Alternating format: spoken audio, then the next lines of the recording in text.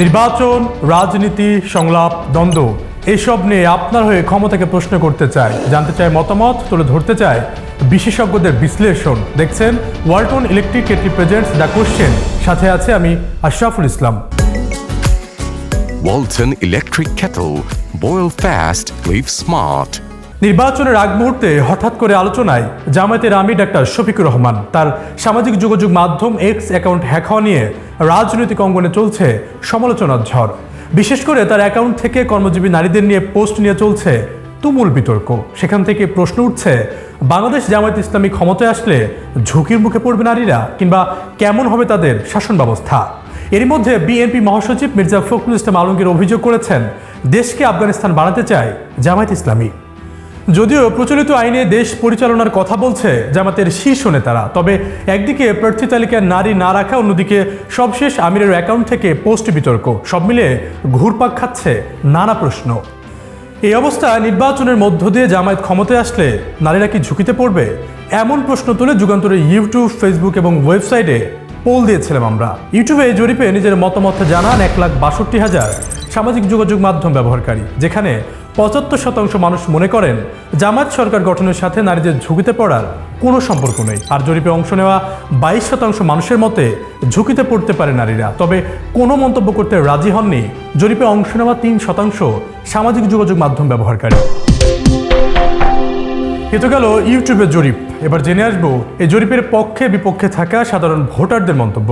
আগামী সরকারে জামায়াত এলে কেমন হবে পরিস্থিতি, কি ভাবছেন তারা? জামাতের আসলে একজনও নারী প্রার্থী নেই যারা কিনা মনোনয়ন পেয়েছেন। এই জায়গাগুলো আসলে আমাদেরকে ভাবায়। অর্ধেকের চেয়েও পপুলেশন হচ্ছে আপনার নারী, তো সেই জায়গা থেকে জামায়াত যদি ক্ষমতায় আসে তাহলে তাদেরকে আসলে কেমন সুরক্ষা দেওয়া হবে এটা নিয়ে আমরা সবাই আশঙ্কা প্রকাশ করি। জামাতের পক্ষ থেকে এরকম কোনো নারী সহিংসতাপূর্ণ কোনো আচরণ আমাদের চোখে পড়েনি এবং আমরা এখন পর্যন্ত আমরা এটা দেখিনি। তারা যদি ক্ষমতায় আসে তখনও আশা করি তাদের দ্বারা এরকম কোনো ঘটনা ঘটবে না যাতে নারীরা নিরাপত্তাহীনতায় ভুগবে বা নারীদের নিরাপত্তায় ঝুঁকিতে পড়বে। কিছুদিন আগে জামাতের এক প্রত্যন্ত এলাকার এমপি সে কি বলেছিলেন যে ডাকসু ছিল হচ্ছে নেশাখানা বা হচ্ছে বেশ্যাখানা।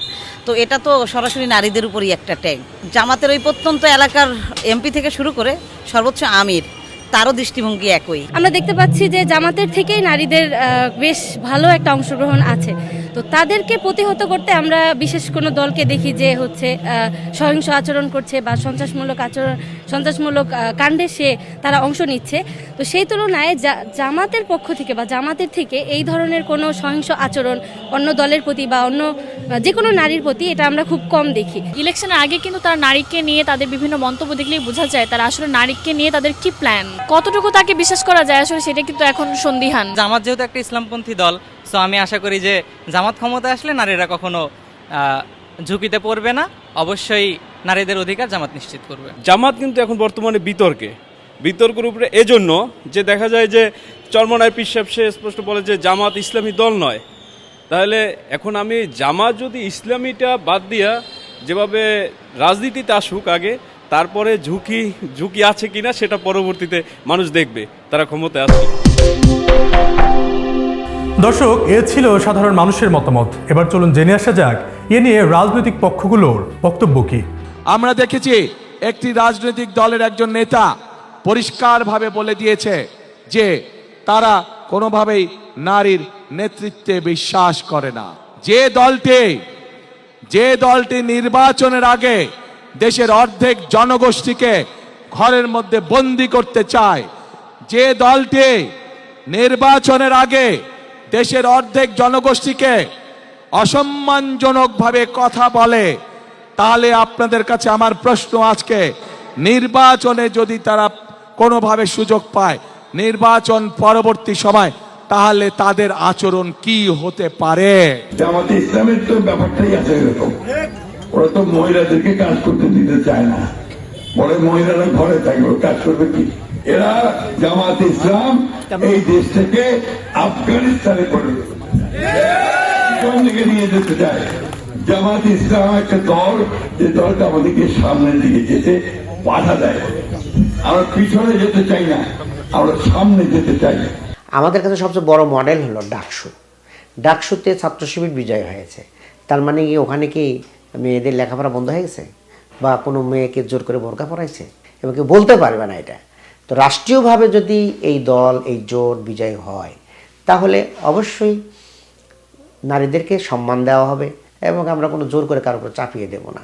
আমরা চাইব নারীদের নিরাপত্তা, তাদের অধিকার নিশ্চিত করা, তারা যেন সব জায়গায় মুভ করতে পারে, তারা যেন লেখাপড়ায় সমান অধিকার পায়, তারা যেন চাকরিতে সমান অধিকার পায়, তারা যেন ব্যবসায় সমান অধিকার পায়, উদ্যোক্তা হতে পারে, ট্রেনিং যেন সমানভাবে নিতে পারে, তারা যেন সরকারি আমরা যদি লোন দেওয়া এগুলো সেগুলো সব যেন সঠিকভাবে পায়, এই বিষয়গুলো আমরা নিশ্চিত করব। এবং পরিবেশটাকে আমরা নারী বান্ধব পরিবেশ তৈরি করব। যেমন আপনার ছোট বাচ্চা নিয়ে অফিস করে, তার ডে কেয়ারের ব্যবস্থা নাই, আমরা সেটার উদ্যোগ নেব। এরপরে আপনার রাস্তাঘাটে, মার্কেট, অফিস বিভিন্ন জায়গায় নারী বান্ধব টয়লেটের সিস্টেম নাই, এগুলো আমরা নিশ্চিত করব। যাতায়াতের জন্য যানবাহনে পর্যাপ্ত নারীদের আসন নাই, এগুলো আমরা নিশ্চিত করব। নারীদের যে অধিকারগুলো রয়েছে প্রতিষ্ঠা করব। দর্শক, এবার আপনার পালা।